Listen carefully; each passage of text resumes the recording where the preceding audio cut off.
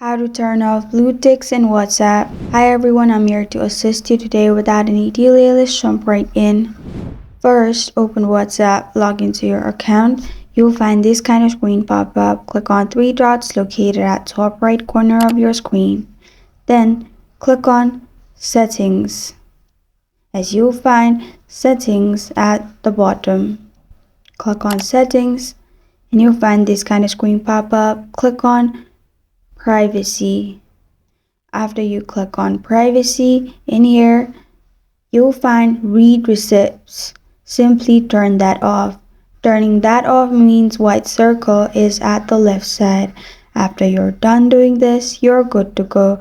This is how to turn off blue ticks in WhatsApp. Thank you for joining me today. If this video helps you out, please leave a like and subscribe for more. Got a question or want to suggest a topic? Comment below. I am Sophia signing off. Until next time.